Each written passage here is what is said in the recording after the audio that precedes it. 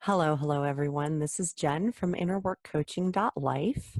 And today, this time, I would like to talk to you guys about some simple habits that can completely change your life.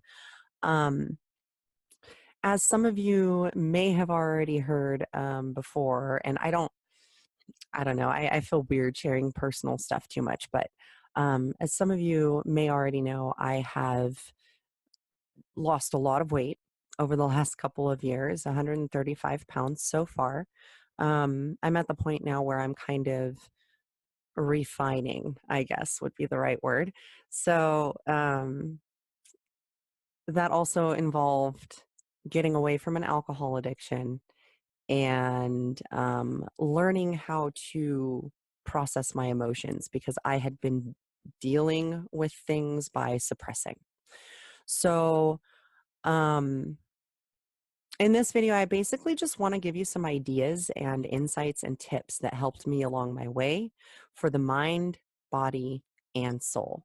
So these ideas and these habits, these simple little tools can help you to bring your whole entire being into alignment over time, right? Because your efforts are cumulative. And as you do this, you will start noticing more and more detail about all of these ideas, right? So to get started, I'd like to share with you some simple habits to benefit your mind. So first, breathe, right?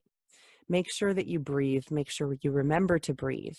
And also, if you're feeling stressed out or anxious or nervous about something, or you're feeling like maybe a panic attack or anxiety attack coming on, and this may or may not work every time, and it may or may not work for you, but this is something that does work for me.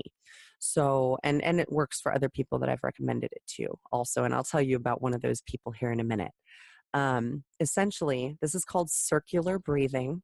And what you do is you breathe in through your nose for the count of 6, not 6 seconds, but the count of 6, or whatever number is most comfortable for you to take a full, somewhat deep breath. And then you hold it for the same number count. And then you exhale out of your mouth for the same number count, right? And you just do this several times and count in your head. So not only does this shift your focus to the counting and breathing and allow you to gain quote unquote control over racing thoughts, but it also will help you to lift your mood in a natural way by utilizing your body's natural abilities, right?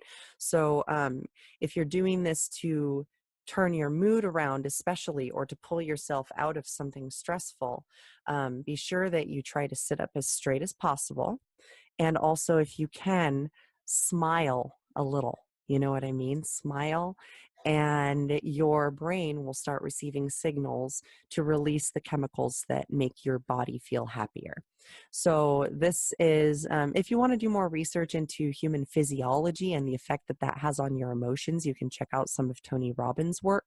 I know that he did a lot of that, especially like earlier on in his career. I don't know so much now, but I know I read it in one of his books. So that was something that helped me. Um, just yesterday, my teenage daughter had a dentist appointment. And this particular dentist appointment has been rescheduled like 3 or 4 different times. And they even prescribed her Valium, like a low dose of Valium, in order to calm her nerves before her appointment. So she was having a real issue with needles and just freaking out and just being panicky, even though she knows intellectually that it's not going to be bad. It's not going to actually hurt her. You know, this is a phobia. It's a fear that comes up. It's probably triggered by something. There's probably something there that is from some other experience, right?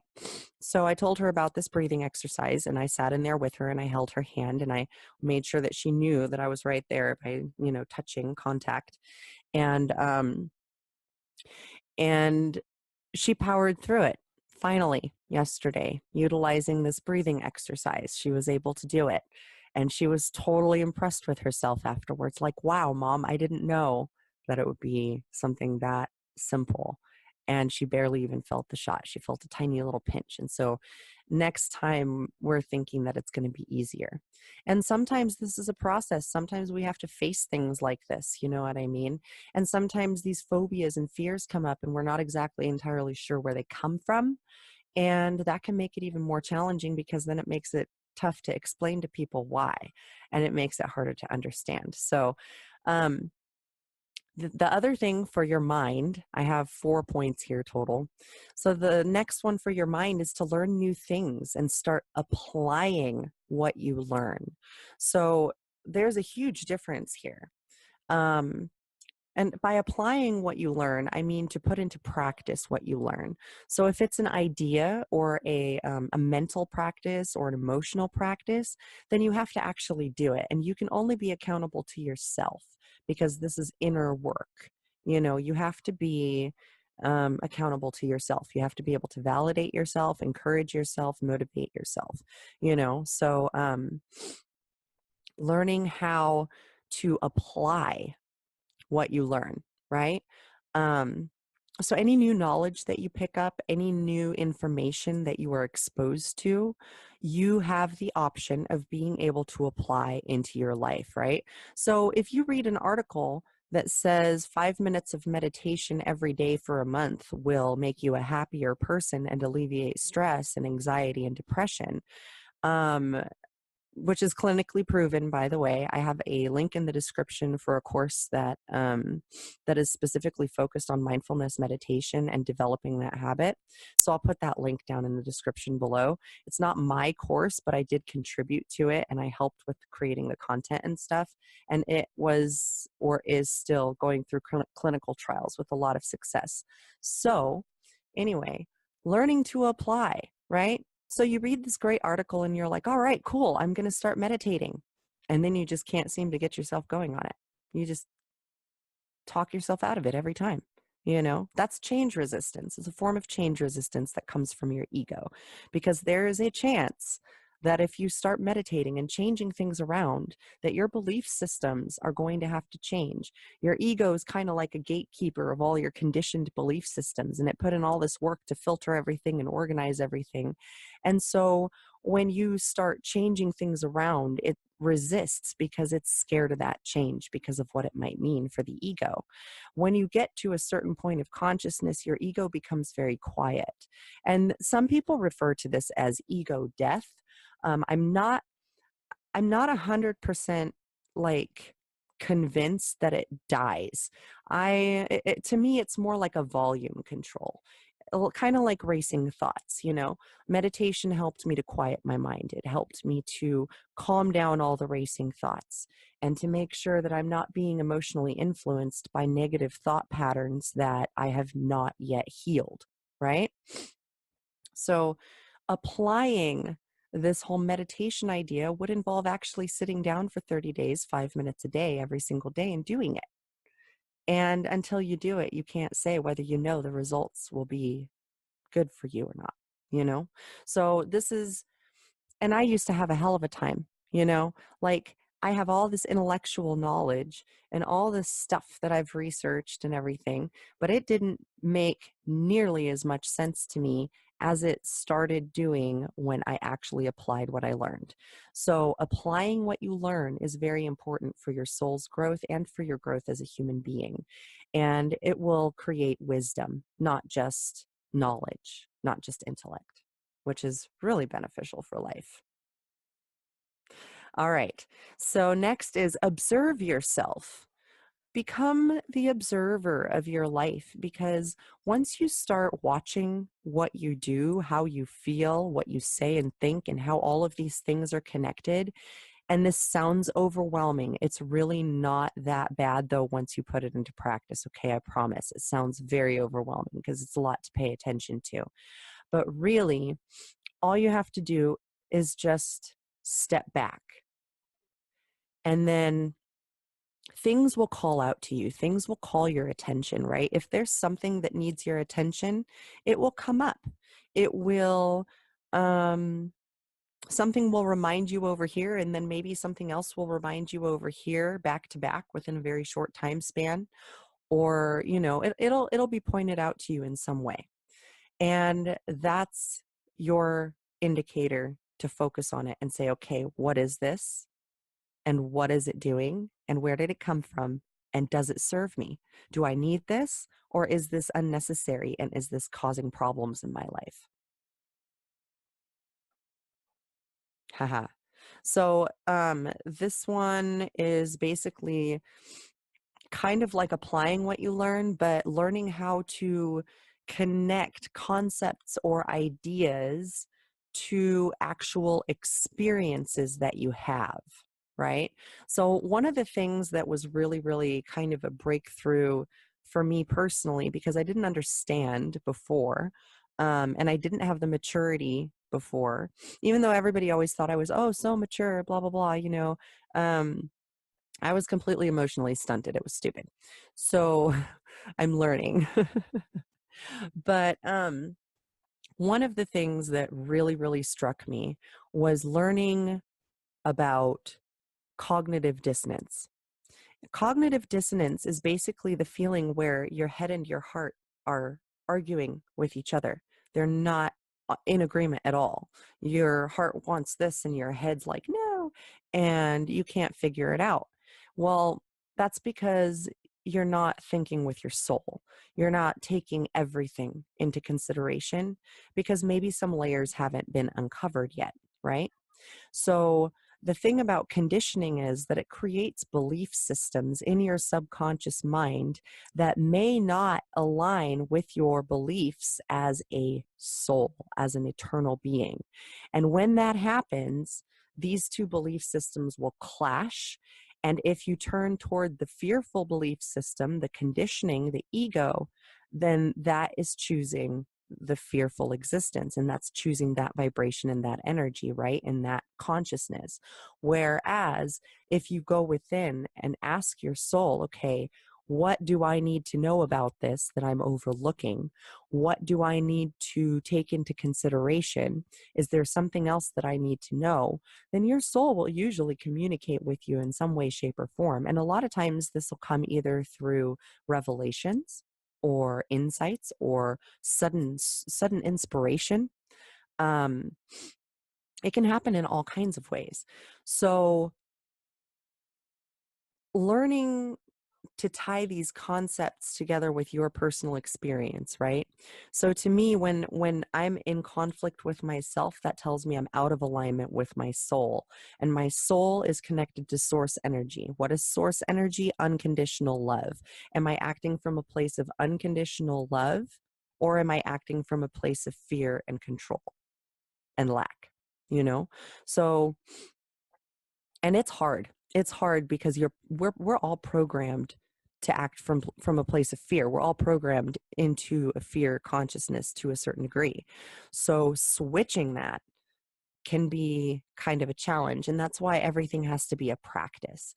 That's why you don't just call it do one and done. You know what I mean? You have to actually practice it. So next up is habits that will change your life for your body. And the first one that I'm going to bring up, I can hear the groans already, is exercise. Ugh, right? Yeah. It's so funny because like I never understood until I slowed down and paid attention. I never understood just how much you can connect with your body and actually like know what's wrong and feel things and like gain insight from your physical self once you exercise and you get to know how all of your muscles work and how they feel, right? You also improve your balance and you're able to do more. You're more confident in the way that you move because you're not as likely to be clumsy.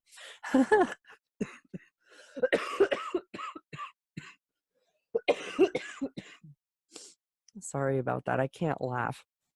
I can't laugh without coughing. Anyway, so at least that was my experience. So I started doing yoga and it's stretching and breathing.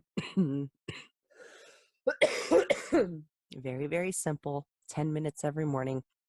I started with a routine that I found on YouTube, which I will put a link in the description box for. Um, I'm so sorry, you guys. Anyway, so exercise, get in your body, get in touch with your body, learn how these muscles feel. Learn how muscle memory works, because I found, like, once I did yoga for, I don't know, 6 months to a year or whatever, I found even if I missed a few days or even a couple weeks or even a month, I could get right back into it. And within 2, 3 times, I was totally back on track. So don't let any kind of break discourage you. You can always get back into it. It is never too late. And don't let your ego convince you otherwise, because it will sure as fuck try. It'll tell you, oh, it's too late now. You already lost it. You might as well, sabotage yourself some more. But don't listen to it, okay? Your soul, when it's communicating with you, is completely different from your ego. Your ego is like this loud, obnoxious thing back here, whereas your soul is like, well, you could do it that way, but you already know that it's better to go this way. And you'll know. And then you make your choice in the moment. And if you make a choice that you're not happy with, then you can choose differently next time, you know? And knowing that, you just try and try again every single day, every single moment, you know? All right. So exercising. Ah, yes. Next for your body is eat food that makes you feel good, right? I'm not going to tell you what foods to eat. Um, I will tell you what worked for me. But the point is to get in touch with your body and listen to yourself and figure out, okay, what does my body need right now? And it changes from time to time. Sometimes you start getting food sensitivities. If you start cleaning up your diet, this can happen. For example, I pretty much stopped eating carbs for a long time. I've had a few here and there. I eat some. My daughter likes to bake, so I participate in that, and I eat some sugar here and there. But for the most part, if you eat food that makes you feel good and you keep it in moderation, that's pretty much the secret. Just don't overeat and eat food that makes you feel good. For me, food that makes me feel good is like quinoa, fruits, vegetables. um, I like certain types of meat. I'm not a huge fan of chicken, but I'll still eat it. You know what I mean? I love food in general. I just don't eat a whole ton of it at once usually either. So, and I practice intermittent fasting. So sometimes I'll feast for like a day or two, and then I'll take a day off, and for me, feasting, gosh, maybe 1,000 to 1,500 calories a day, if that. I don't even know. I have no idea. I don't count calories because that doesn't work for me. It stresses me out. So you have to figure out what works for you, right? If you're the type who needs to count calories in order to keep yourself on track, then by all means, please do, but get in touch with yourself. Understand what works for you. Try different things, see what sticks. You know what I mean? Try things for at least 30 days at a time, and stick with it and be honest with yourself. If you haven't stuck with it for the whole time, then you can't really know, can you? Right? So then you try again. And that's just what we do. We try again, you know? All right. Next up is consistency is key. So whatever habits you decide to take on, um, make sure that you are somewhat comfortably able to do them every day. And for me, what helped is to not focus on the end goal, but rather to focus on building my day, right? What habits do I absolutely have to participate in every single day in order to maintain my wellness, right? And my well being on a sort of automated kind of level, right? And this doesn't always work perfectly, but as long as you have a rough idea, you know what I mean? I started incorporating the yoga first and the meditation. And then I started basically replacing certain foods with other foods and eating on a more regular basis so that I could kind of get my metabolism in check. And quinoa actually regulates your metabolism, helps to regulate your metabolism. So that was one of the foods that really, really helped me to get my weight under control and then down. Um, Whatever you do, add one thing at a time. Don't overwhelm yourself. Don't freak yourself out by trying to start a whole new 2-hour morning routine every day. That's not going to work. It's going to be too much. It'll be too big. You got to think little and build on that. And then it's like the snowball effect. You know what I mean? Then you pick up momentum and then you kind of can maintain that momentum much more easily. Plus, you don't want to drop weight more than I think 10 pounds a month is what I read. 8 to 10 pounds a month is healthy weight loss. Anything more than that, and you run the risk of bouncing right back because it's more like a crash. It's not like a lifestyle change, at least in my experience. So if this isn't the case for you, then great. That's awesome. But these are some of the things that I kind of stumbled on throughout my journey. So, last but not least, for your body, look in the mirror, look in your eyes. And I give myself pep talks like this sometimes, look in the mirror and I look in my own eyes.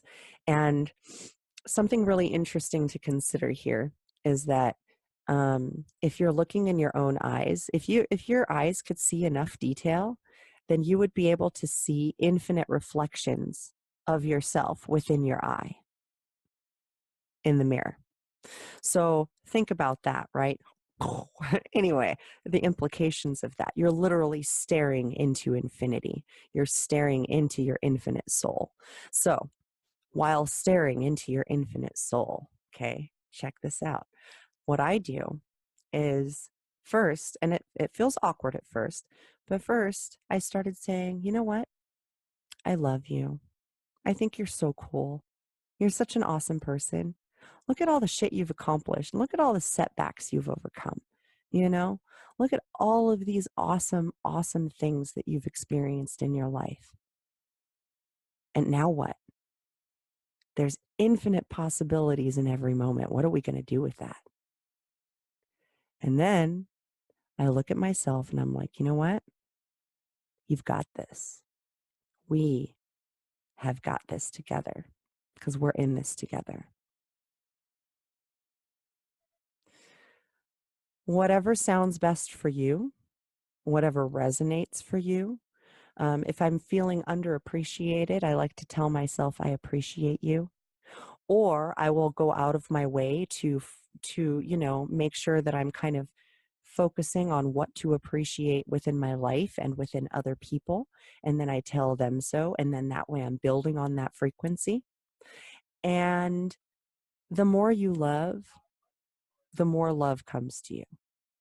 Love yourself, love your people, love your life, and that's how you gain love. That's how you build love.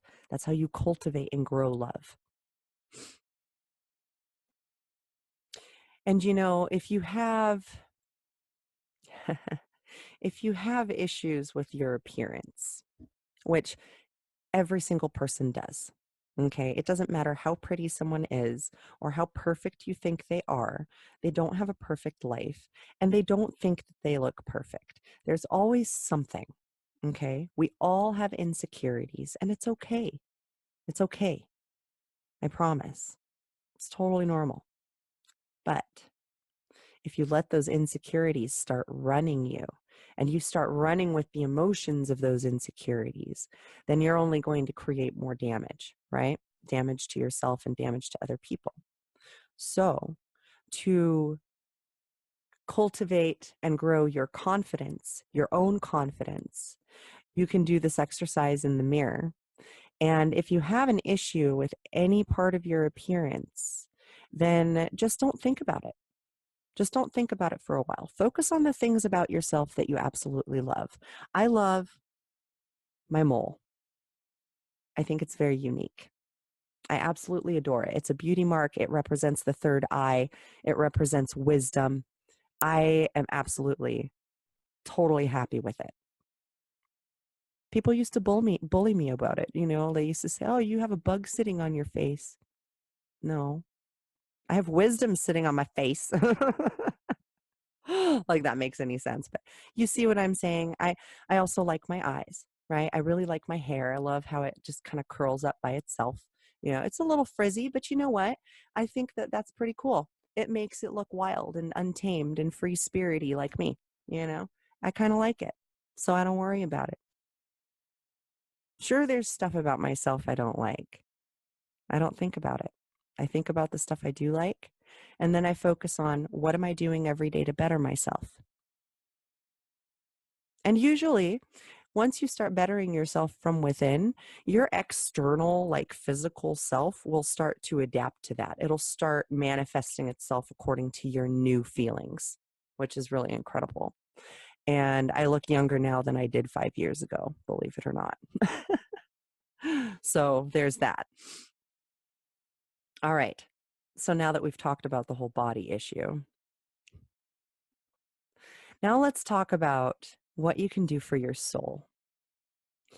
And tuning into your soul is kind of it is very much related to aligning yourself, right? You have to really get to know yourself. You have to be willing to go within and reflect. And you know, the first few months that I was doing this was scary. It was not always pleasant, you know. Most of it was pleasant, but there were a few times where I kind of tapped into something. I feel like I touched the collective, and it feels like there's a layer of like garbage or dirt or grossness, like energetic weight, nastiness kind of floating on the surface of this beautiful, sparkly water. So you can't see the beautiful, sparkly water because all this toxicity is kind of blanketing it, you know? And that's all the spiritual and emotional baggage and karma that the entire collective is carrying around with it, right? All this negative energy. I touched that. Like in meditation, I touched it and it freaked me out. And so I stopped meditating for for a little while. But then I realized, you know, that's the collective. We are each like a drop in the ocean. Are we the ocean? Is the ocean us? It's a little bit of both. Yeah. So the more that we are able to work through our own crap, the more the collective can heal too. Because guess what? When you work through your own crap, you can help other people work through their crap and you won't even have to be conscious of it. You know, all you have to do is share your perspective, and from a place of love, not from a place of, I'm going to call out your shit. You know what I mean? Like, share your perspective with those who are open and willing to hear it. Don't try to chase after people who aren't ready for it. Don't try to, you know, recruit people. It's not worth it. It's just creating more heartache for yourself. Work on yourself, and the people who need to hear what you have to say will find you. They will find you. You will touch all the lives that you need to, as long as you're working on yourself. This has happened to me countless times. I can't even tell you how many times like a topic comes up and I'll say something about it in a comment or something, and like I don't know why exactly this came up, but it'll probably resonate. And sure shit, it resonates with the person, you know? So these kind of magical things, they totally happen. Your intuition is way more powerful than you believe it to be. Your soul is where that comes from.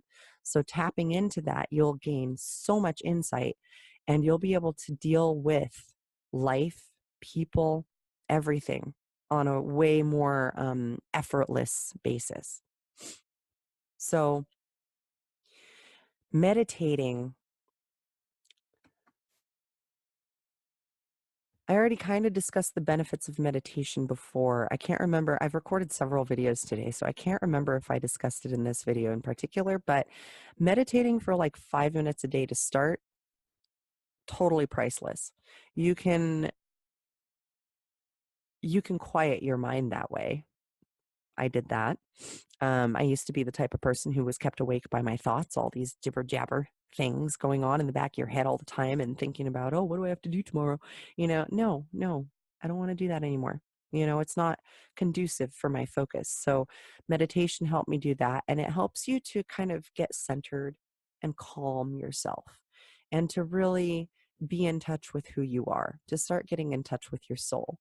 I thought for a long time that I was in touch with my soul, but I was not, you know, and I would imagine that I'm not the only one. So, you know, um, yeah, another practice for your soul is to tap into inspiration. Or if you feel inspired to do something, listen to it, because it might be trying to lead you somewhere. There's tons of stories about stuff like this, but if you feel inspired or like a nudge to go do something, it doesn't matter what it is, then go do it and see where it leads you, because I guarantee you life will have a message for you there, you know. Um, these inspired action type things that you do are coming from your inner being. So, like,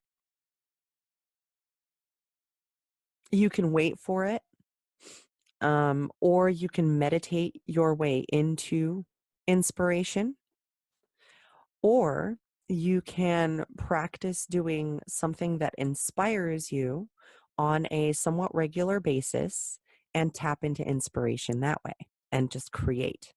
I do a combination of all those things. So it just depends on what my needs are. But the trick is to have tools at your disposal, things that you can turn to that you don't need anybody else for, so you don't develop, codependency, but things that you can turn to that will help you to raise your vibration on your own, and to connect on your own. Once you start practicing that, you will be able to kind of do it at will. And if not, the worst thing you can do for yourself is beat yourself up about it.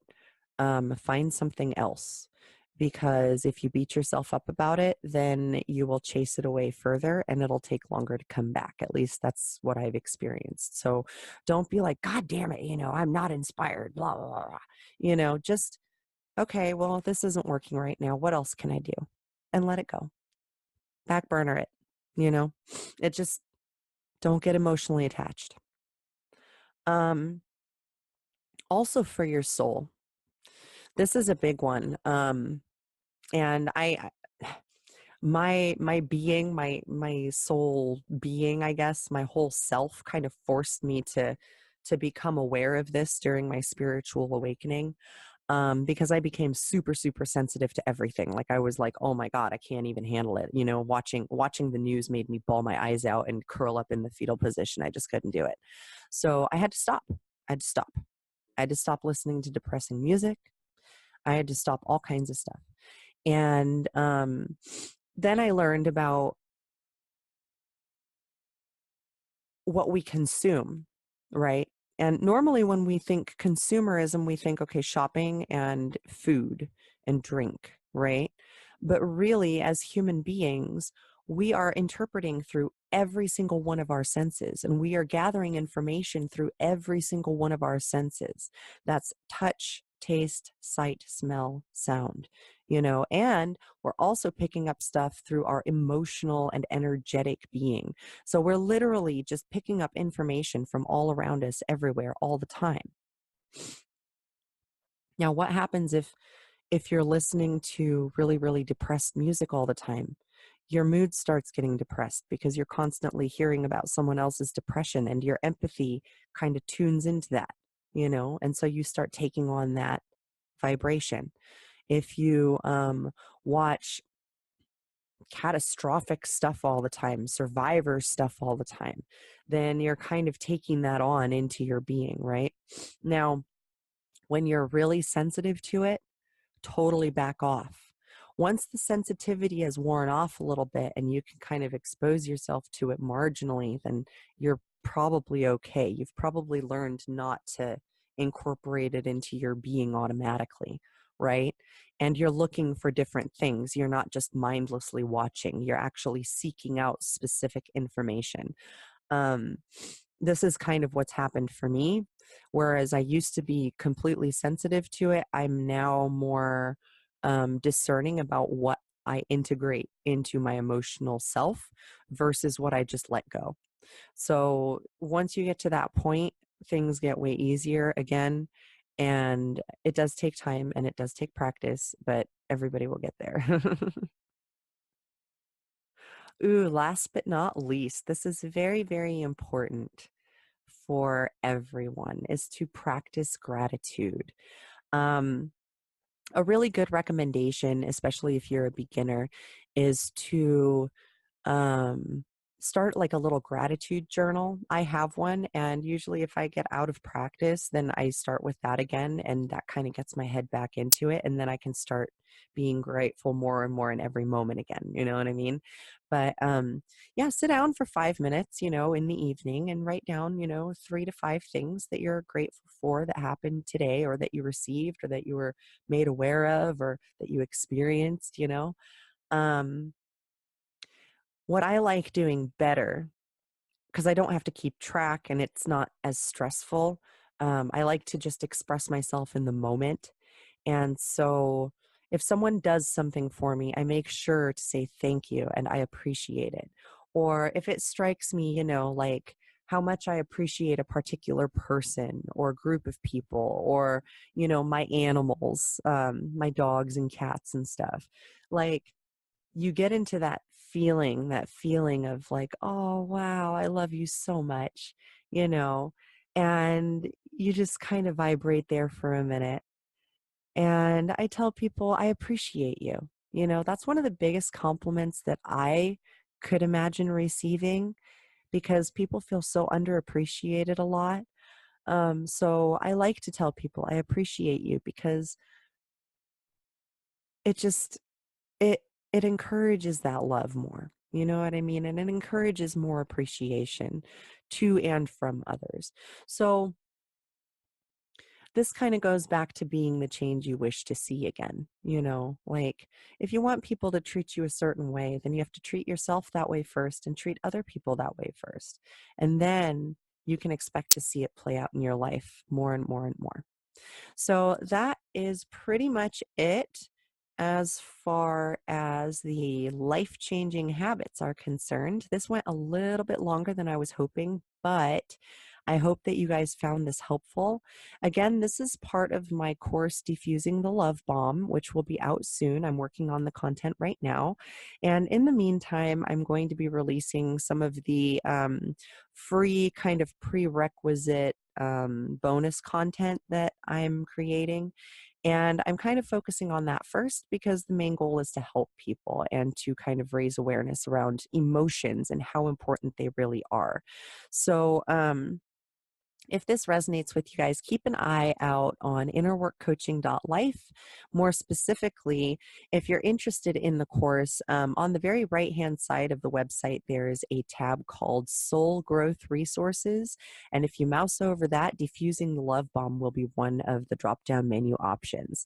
So keep an eye on that. I'll be updating over the next couple of weeks or so, however long it takes me to get everything done. I'm really focusing on this, and hopefully I'll be able to put it all out there and get you guys connected a little bit more with your emotional state and learning how to handle yourself better, because nobody teaches that. It's kind of ridiculous to me. It's akin to the confusion I felt about, leaving a domestic violence relationship. Nobody tells you then what. You know what I mean? Like, then what? What do I do after? So, yeah, emotions are important. Simple habits will change your life and accumulate. And I hope that you're able to take some of this information and start really, really creating the life that you want, rather than just living unconsciously in a life that feels like a trap. So if you know what that feels like and this resonates with you, keep an eye on the website. I will see you guys next time. Namaste, and I hope that you are feeling fantastic.